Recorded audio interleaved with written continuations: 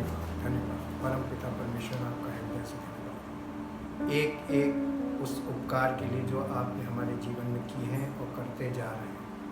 और हमें ये मालूम पिता परमेश्वर, आप इस उपकार इसलिए कर रहे हैं क्योंकि आपने हमें अपने पुत्र के बदले में स्वीकार किया है और आपकी सामर्थ्य हमारी मदद करती है, हमारा पालन पोषण करती है, ताकि हम आपके पुत्र के स्वरूप में इस संसार में प्रकट हों और उस पुत्र की महिमा हमारे जीवन से प्रकट हो। हे पिता परमेश्वर, आपके महान प्रेम और उस अनुग्रह को याद करके आपका धन्यवाद करते हैं जो आपने उसके बलिदान के द्वारा समस्त मानव जाति के लिए प्रकट किया है, ताकि जो कोई उस पर विश्वास लाए वो अनंत जीवन पाए और आपकी महिमा का कारण बने, ताकि इस धरती पर आपका राज्य बढ़े और आपकी महिमा। धन्यवाद के साथ हम इस प्रार्थना को आपके इकलौते पुत्र प्रभु यीशु मसीह के नाम से मांगते हैं, आमीन। सबको जय मसीह की।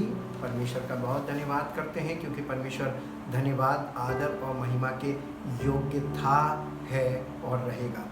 परमेश्वर के वचन में आज जाने से पहले मैं आपको कुछ जानकारियाँ जिसके आधार पर हम परमेश्वर के वचन में अध्ययन करते हैं उन टॉपिक्स को आपके साथ शेयर करूंगा। अगर आप पुरानी नियम को ध्यान से पढ़ें, देखें और इंग्लिश में भी जाकर उसको देखें तो जो इज़राइल के लोग थे, इज़राइली लोग थे, इज़राइलियों को परमेश्वर ने हमेशा इंग्लिश बाइबल में चिल्ड्रन ऑफ इज़राइल ही कहा गया है, यानी इज़राइल की संतान।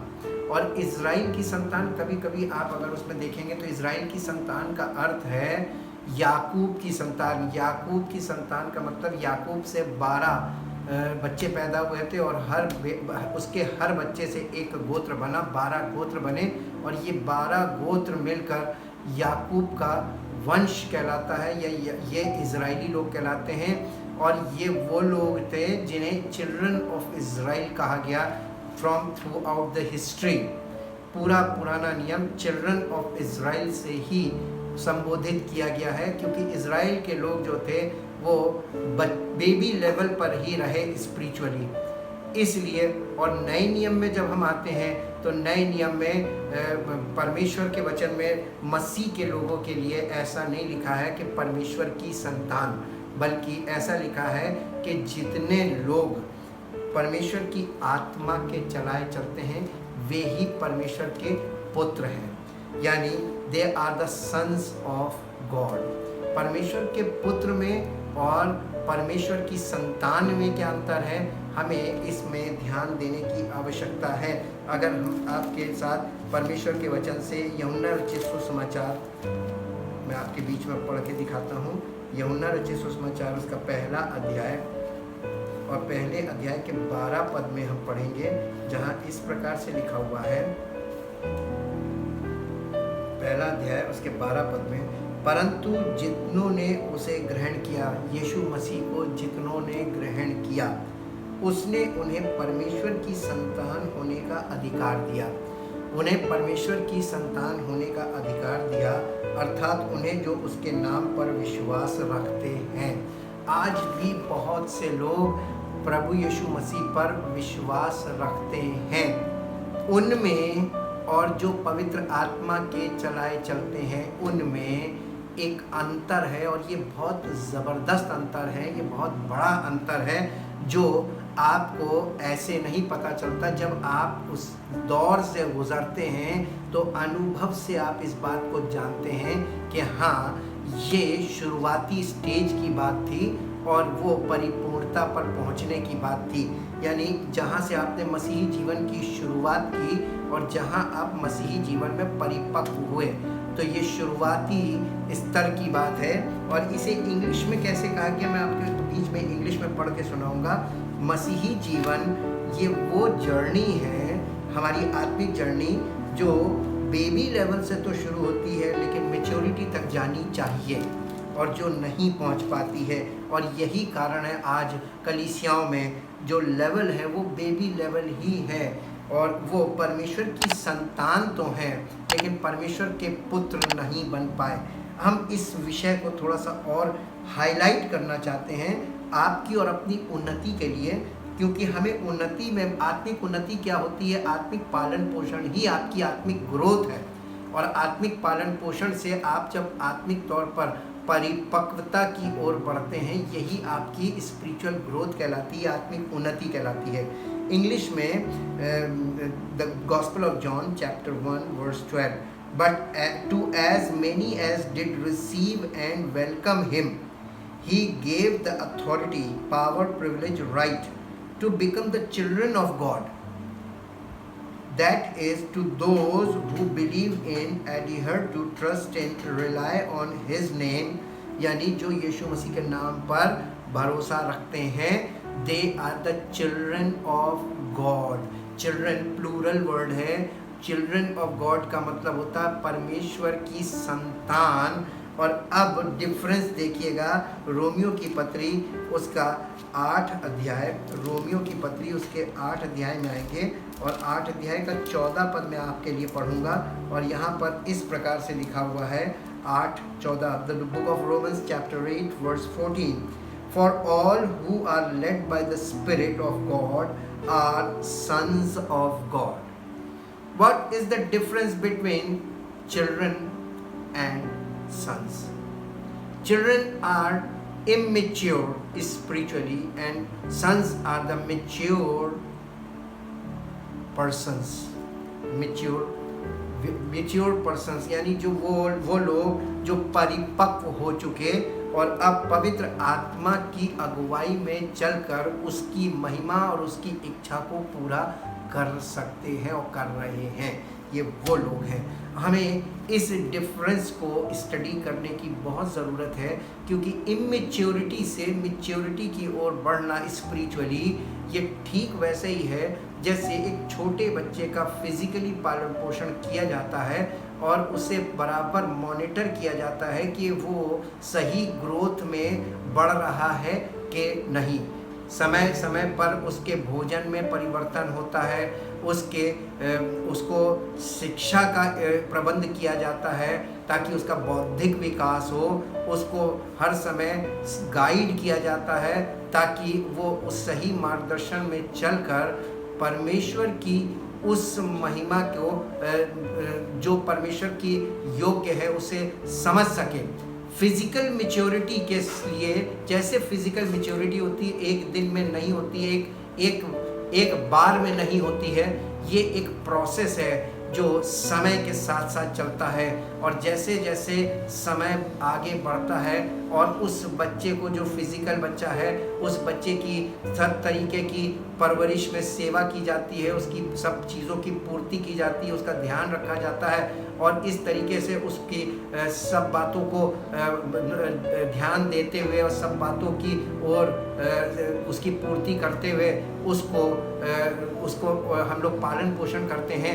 इसी प्रकार से स्पिरिचुअल लाइफ में भी होना चाहिए, जो अभी तक ऐसा नहीं हुआ, जिसका नतीजा ये हुआ कि आज कलीसियाएं बहुत हैं, कलीसियाओं में लोग भी बहुत हैं, लेकिन जो स्टैंडर्ड है, जो लेवल है, आत्मिक लेवल, वो बिल्कुल इमेच्योर और बेबी लेवल है।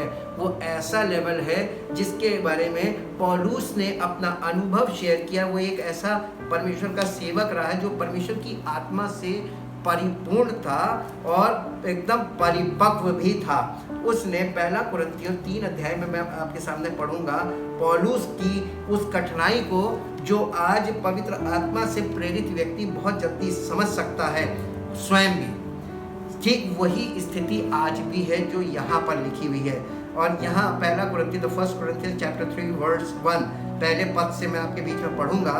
हे भाइयों, मैं तुमसे इस रीति से बातें ना कर सका जैसे आत्मिक लोगों से। क्या प्रॉब्लम आ रही थी इसको? ये कलीसिया में गया और वो चर्च था, कलीसिया थी, और उस कलीसिया के लोगों से ये पवित्र आत्मा बात करना मांग रहा था, लेकिन सेवक के द्वारा पवित्र आत्मा इस बात को क्यों कह रहा है कि मैं तुमसे इस रीति से बातें ना कर सका जैसे आत्मिक लोगों से। इसका मतलब कुछ उसको वहाँ पर समस्या हुई जो ऐसी थी, जो यानी मैच्योरिटी लेवल को लेकर थी। और वो ये लिखा है, परंतु जैसे शारीरिक लोगों से, उसे उस कलीसिया में परमेश्वर के वचन को ऐसे बात करने पड़ रही थी, ऐसे शेयर करना पड़ रहा था जैसे शारीरिक लोगों से बात करते हैं, और उनसे जो मसीह में बालक हैं।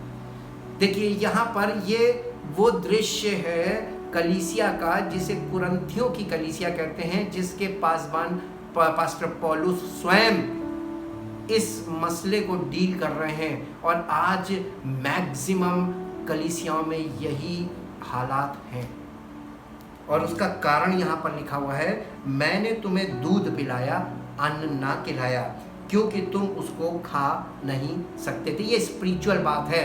यहाँ पर दूध और अन्न दोनों चीज़ स्पिरिचुअल फूड को ही दिखाती हैं, यानी परमेश्वर के वचन की बेसिक और फंडामेंटल बातों को, यानी आरंभ की शिक्षा को, मसीह में आरंभ की बातें जो हैं उनका वर्णन आज तक ज़रूरत से ज़्यादा होता चला जा रहा है, लेकिन उसके बाद की बातों का कोई वर्णन नहीं है जो होना चाहिए था। और उसी को अन्न कहा गया है, क्योंकि तुम उसे नहीं खा सकते थे। आज भी यही दशा है कि कलीसियाओं में लोग दूध पीते बच्चे के समान हैं। अगर वहाँ पर सत्य यानी प्योर ट्रुथ आप उनके सामने रख दीजिए, ऐसा सत्य रखिए, तो वो सह नहीं पाते हैं और वो आपे से बाहर हो जाते हैं, या तो वो उस व्यक्ति का जम के विरोध करते हैं और उसको उल्टा सीधा भला बुरा कहने लगते हैं। और ये इसलिए है क्योंकि उनका लेवल ही नहीं है और वो उस लेवल को बर्दाश्त नहीं कर पाते हैं। ये ठीक उसी प्रकार से है जैसे बच्चे को, दूध पीने वाले बच्चे को अगर आप अन्न दे दें तो वो हजम नहीं कर पाता है और उसका दुष्परिणाम उसके बॉडी से होने लगता है, उसका बॉडी रिएक्ट करता है और उसको समस्या होने लगती है। अब तक, और ये उसने ये कहा, वरन अब तक भी नहीं खा सकते थे की बात तो समझ में आती है। एक समय होता है दूध पीने वाले बच्चे को अन्न नहीं दिया जा सकता, इतनी समझ तो ठीक है, लेकिन यदि कोई व्यक्ति 4-5 साल का हो जाए और फिर भी अन्न ना खाए, ये क्वेश्चनेबल पॉइंट है। और उसने यही कहा क्योंकि तुम उसको नहीं खा सकते थे इसलिए दूध नहीं दिया, लेकिन जब उसने अन्न नहीं दिया दूध पिलाता रहा। लेकिन यहाँ पर आगे वो कह रहा है, वरन अब तक नहीं खा सकते, यानी आज भी मैं दूध ही पिला रहा हूँ क्योंकि तुम अभी तक अन्न खाने के लायक नहीं हुए।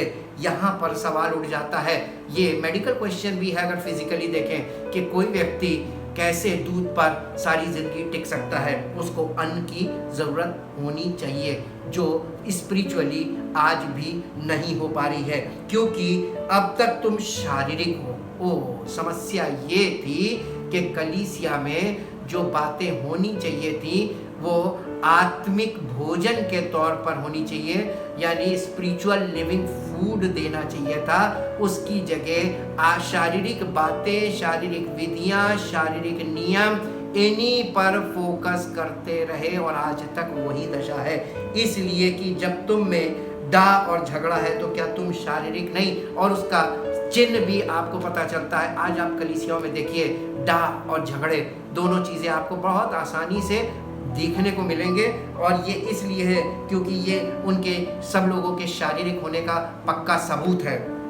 और क्या मनुष्य की रीति पर नहीं चलते, और ये लोग फिजिकल चल रहे हैं, मनुष्य की रीति पर चल रहे हैं। क्योंकि यहाँ पर आगे इनके आपसी झगड़े, मतभेद सेवकों को लेकर, दे आर कंपेयरिंग उनको यानी सत्य को आपस में कंपेयर करना चाहिए था, लेकिन वो आपस में परमेश्वर के सेवकों को कंपेयर करने लगे थे। ये सब शारीरिक बातें थी जो शारीरिक लोग ही कर सकते हैं। ये मसीह में बालक होना ये सबसे खराब बात है स्पिरिचुअली। जैसे कोई बच्चा पैदा हो और वो ग्रोथ ना ले, तो ये बहुत खतरनाक बात है। ये एक अनुवंशिक बीमारी भी हो सकती है, डीएनए प्रॉब्लम है, शुरू से ऐसा नहीं हुआ। वो लोग इतिहास को देखेंगे, कहेंगे वहाँ भी ऐसे ही होता था कि 80 साल का बच्चा दूध पीता था, 80 साल का व्यक्ति दूध ही पीता रहा, तो हम भी वही करेंगे। वो उसको ट्रेडिशन के तौर पर फॉलो करने लगते हैं और ये डीएनए की प्रॉब्लम बन जाती है, और यही आज तक होता आया है। इसलिए पौलुस ने इस विषय को सबसे ज़्यादा महत्व दिया, और आगे हम इसी विषय को देखेंगे। और जो इब्रानियों की पत्री में इस प्रकार से लिखा हुआ है, इब्रानियों की पत्री उसका 5 अध्याय, इब्रानियों की पत्री उसका 5 अध्याय और 5 अध्याय के 11 पद से, इसके विषय में हमें तुमसे बहुत सी बातें कहनी है जिनका समझाना भी कठिन है। इसलिए कि तुम ऊंचा सुनने लगे हो। समय के विचार से तो तुम्हें गुरु हो जाना चाहिए था, तो भी यह आवश्यक हो गया कि कोई तुम्हें परमेश्वर के वचनों की आदि शिक्षा, फंडामेंटल टीचिंग्स फिर से सिखाए। तुम तो ऐसे हो गए हो कि तुम्हें अन्न के बदले अब तक दूध ही चाहिए, क्योंकि दूध पीने वाले बच्चे को तो धर्म के वचन की पहचान नहीं होती, इसलिए क्योंकि वो बालक है। पर अन्न सयानों के लिए है, जिनकी ज्ञानेंद्रियां अभ्यास करते करते भरे बुरे में भेद करने में निपुण हो गई हैं। आगे इसका और खुलासा जो आज कलीसियाओं में हो रहा है। इसलिए 6ठा अध्याय शुरू होता है पहले पद में, इसलिए आओ हम मसीह की शिक्षा की आरंभ की बातों को छोड़कर हम सिद्धता की ओर आगे बढ़ते जाएं। इसकी चिंता ना किसी ने की और ना इस विषय पर किसी व्यक्ति ने कभी विचार किया और ना इस विषय पर किसी ने कोई कार्य किया। क्यों लोगों को दूध ही पिलाया जा रहा, क्यों लोगों को इमेच्योर कंडीशन में रखा जा रहा है, इसके पीछे की मंशाएं बाद में शेयर करूंगा। लेकिन हम अभी परमेश्वर के वचन को अपने लिए देख रहे हैं कि हमारे लिए परमेश्वर की योजना क्या है।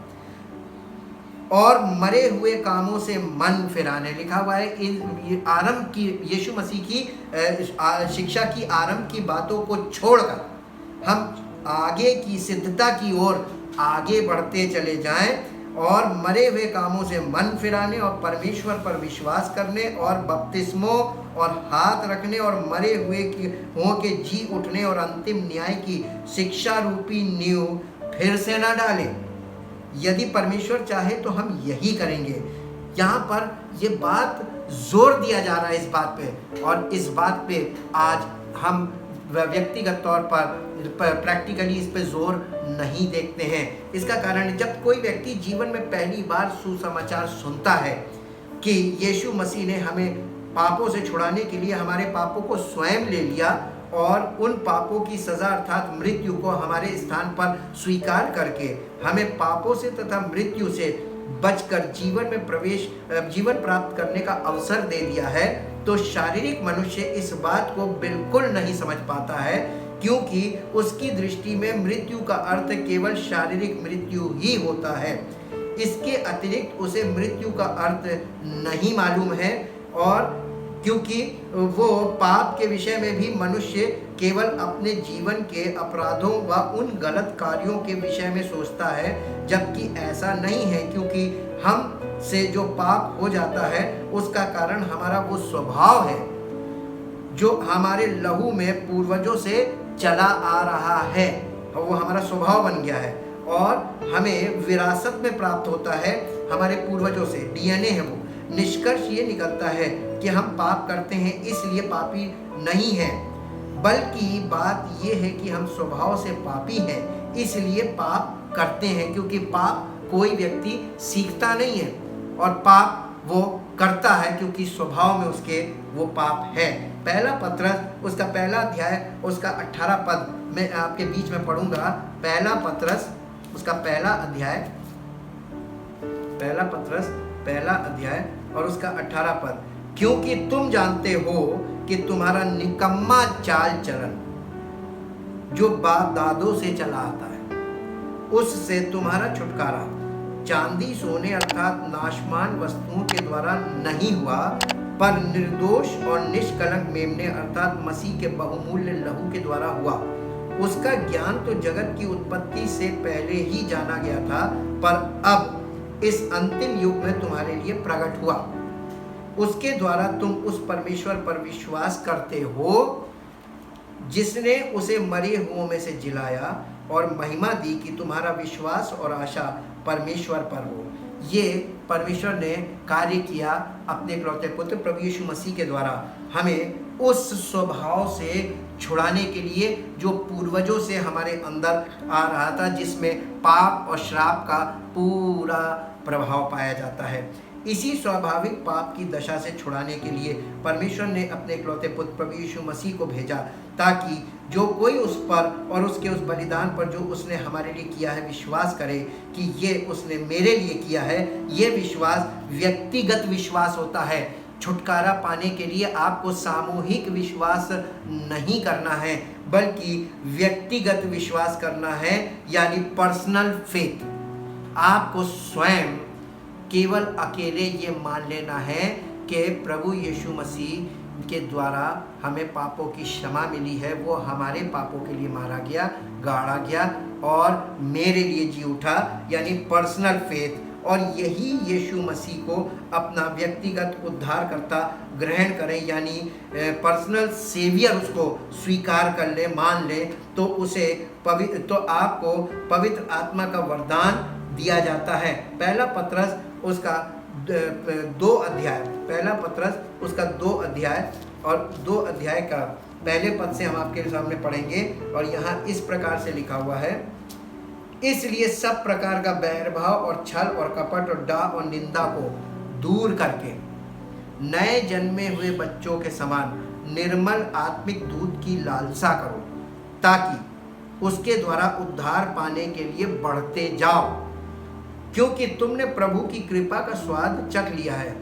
और उसके पास आकर, जिसे मनुष्यों ने तो निकम्मा ठहराया, परंतु परमेश्वर के निकट चुना हुआ और बहुमूल्य जीवता पत्थर है, तुम भी आप जीवते पत्थरों के समान आत्मिक घर बनते जाते हो, जिससे याजकों का पवित्र समाज बनकर ऐसे आत्मिक बलिदान चढ़ाओ जो यीशु मसीह के द्वारा परमेश्वर को ग्रहण है। ये जो यीशु मसीह के द्वारा परमेश्वर को ग्रहण, ऐसे आत्मिक बलिदान चढ़ाने के लिए उसने पवित्र आत्मा का वरदान हमको इसीलिए दिया गया, ताकि वो हमें आत्मिक दूध से शुरू करे और फिर आत्मिक अन्न और फिर आत्मिक भोजन, आहार पूरा, जैसे बड़े लोग करते हैं, वो उस लेवल तक हमको लेके आए। और इसीलिए ये उसके आत्मिक जीवन का पालन, हमारे और आत्मिक जीवन का पालन पोषण वो हमको शिक्षित करने के लिए पवित्र आत्मा देता है। क्या हमें क्या करना उचित है और हमारे लिए क्या अनुचित है, परमेश्वर की इच्छा के अनुसार ये पवित्र आत्मा हमको बताता भी है, सिखाता भी है और इस विषय में हमारा मार्गदर्शन करता है।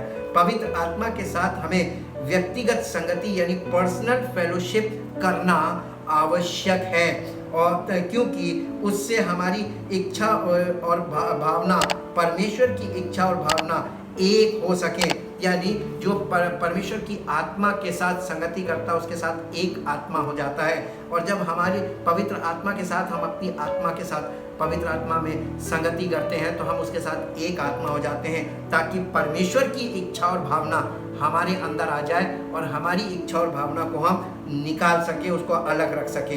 यही हमारा बलिदान है, आत्मिक बलिदान। ये हमारा जीवन परमेश्वर के पुत्र के स्वरूप में इस पृथ्वी पर लोगों के बीच में प्रकट हो और पवित्र आत्मा के फलों के द्वारा साबित हो कि परमेश्वर ने हमें अपने पुत्र के रूप में ग्रहण किया है। इस प्रकार परमेश्वर के पुत्र के द्वारा हम उस की महिमा के पात्र हो जाते हैं। लेकिन ऐसा हो इसके लिए हमें कई प्रकार के पड़ावों से होकर गुजरना पड़ता है। जैसा कि हम शारीरिक रूप में देखते हैं कि जब किसी घर में बच्चा उत्पन्न होता है तो सब लोग उस बच्चे के लिए कार्य करते हैं। जैसे माँ बच्चे का पालन पोषण का कार्य करती है और उसे माँ के द्वारा भोजन प्राप्त होता रहता है, तथा पिता के द्वारा सब आवश्यकताओं की पूर्ति होती रहती है, और तथा परिवार के अन्य सदस्यों का बहुत बड़ा योगदान उस बच्चे को प्राप्त होता है, यानी उस बच्चे के पालन पोषण में। वैसे ही आत्मिक पालन पोषण में पवित्र आत्मा किसी व्यक्ति के द्वारा यानी सेवक के द्वारा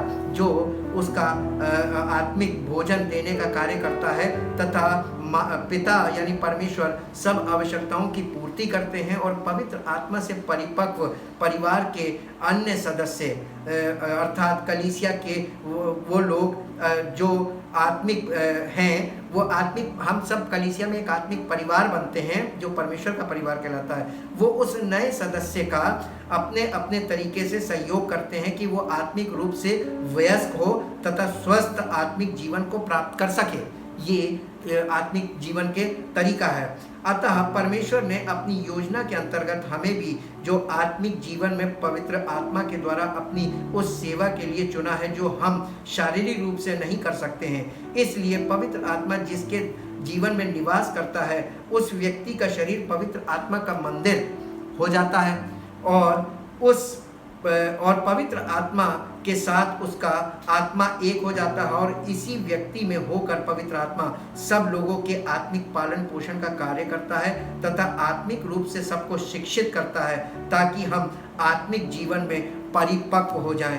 इसका बहुत बहुत इम्पोर्टेंस इस बात की इसलिए है कि गलातियों की पत्री उसके 4 अध्याय में चलेंगे, गलातियों की पत्री और 4 अध्याय, और यहाँ पर हम इस विषय का जो इम्पोर्टेंस है, जो इसकी बहुत ज़रूरत है, उसको हम देखेंगे।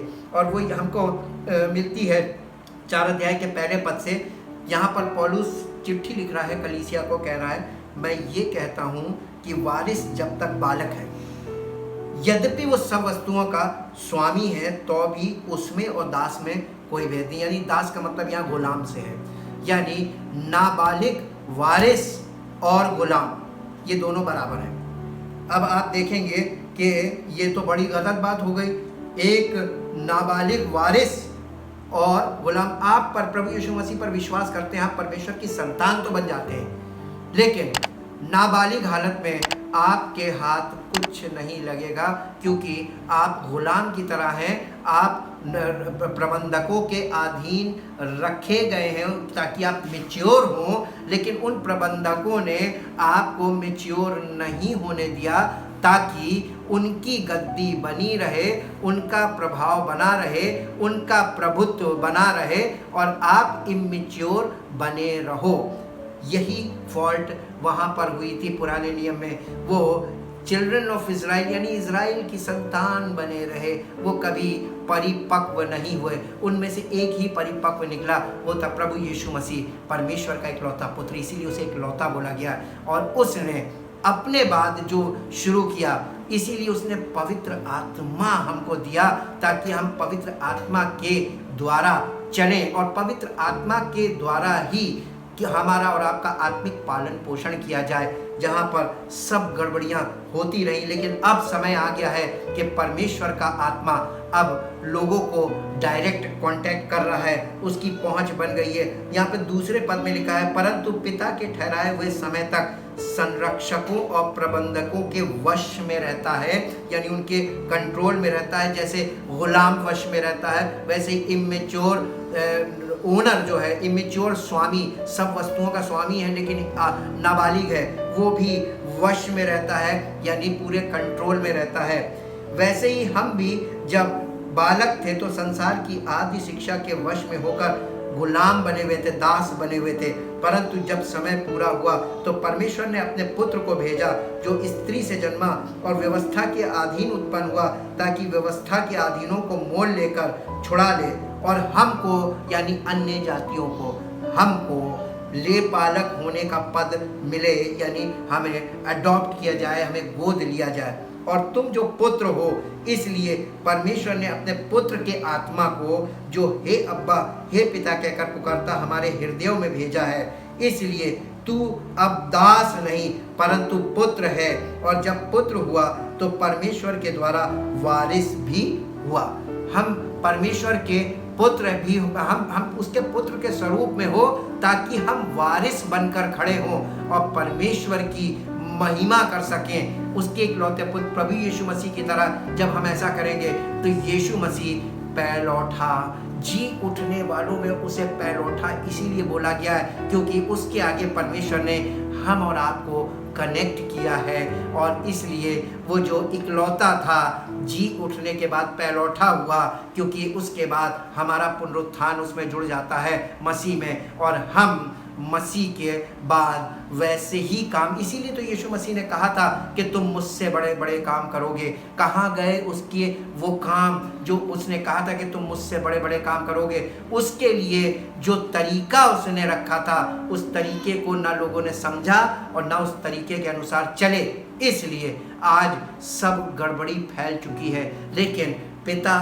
पुत्र और पवित्र आत्मा ये अपना काम आज भी कर रहे हैं, और ऐसा नहीं है कि आज परमेश्वर के आत्मा से भरे हुए लोग नहीं हैं, ऐसा नहीं है। आज भी बहुतेरे परमेश्वर की आत्मा से भरे हुए, परमेश्वर की आत्मा से प्रेरित लोग इस धरती पर हैं और तरह जगह जगह पर वो काम कर रहे हैं और वो ऐसा काम कर रहे हैं कि लोगों के जीवन में ज़बरदस्त रूप से काम हो रहा है। और जो काम बिल्डिंगों के अंदर नहीं हो पाया, वो काम अब व्यक्तिगत तौर पर लोगों की ज़िंदगियों के अंदर हो रहा है। और मैं परमेश्वर का धन्यवाद करता हूँ। ये वही बात है जैसा एक बार एलिया ने परमेश्वर से कहा था मैं अकेला बचा हूँ। परमेश्वर ने कहा था ऐसा नहीं है, तुम अकेले नहीं हो, मैंने 7,000 लोगों को रखा है। इसी प्रकार से आज भी है, हम और आप अकेले नहीं हैं। हमारे जैसे और भी आत्मिक लोग हैं जो परिपक्व हैं और परमेश्वर की महिमा के लिए खड़े हुए हैं और पवित्र आत्मा उनके द्वारा ज़बरदस्त काम कर रहा है। और हमारी और आपकी जिम्मेदारी भी अब यही है कि हम भी परिपक्व होते जाएं और उसके काम के योग्य बनाएं, ताकि उसकी मर्जी हमारे जीवन से पूरी हो और उसकी महिमा हमारे जीवन से प्रकट हो और हमारा जीवन उसकी महिमा का कारण बने। आइए हम उसका धन्यवाद करें और उस सत्य में हम आगे बढ़ें और सिद्धता में आगे बढ़ने के लिए पवित्र आत्मा की सहभागिता और पवित्र आत्मा का मार्गदर्शन अत्यंत आवश्यक है। इसे कभी ना भूलें, बिना उसके हम एक कदम भी ना सोचें। वो बातें जो आपके मतलब की नहीं है और विषय से अलग है, उन बातों की ओर ध्यान ना ले जाकर केवल उन्हीं बातों पर ध्यान करें जो विषय से संबंधित चल रही हैं, ताकि आपका मन भटके ना और आप परमेश्वर की इच्छा को अपने जीवन में एक्सेप्ट कर सकें। आइए हम प्रार्थना करें, उसका धन्यवाद करें। परम पिता परमेश्वर, हम आपका धन्यवाद करते हैं एक एक उपकार जो आपने हम पर अब तक किए। हम आज आपसे विनती करते पिता परमेश्वर कि हम आत्मिक तौर पर बच्चे ना रहें, बल्कि प्रभु पवित्र आत्मा हमें इसलिए दिया गया है कि हम पवित्र आत्मा की अगुवाई में चलें और परिपक्व होते जाएं और उस परिपक्वता तक पहुँचें जहाँ पर हम सिद्ध मनुष्य बन सकें और आपकी महिमा का कारण बने और सारा आदर सारी महिमा आपको मिले। प्रार्थना को इस आपके इकलौते पुत्र प्रभु यीशु मसीह के नाम से मांगते हैं, आमीन। परमेश्वर आपको आशीष दे।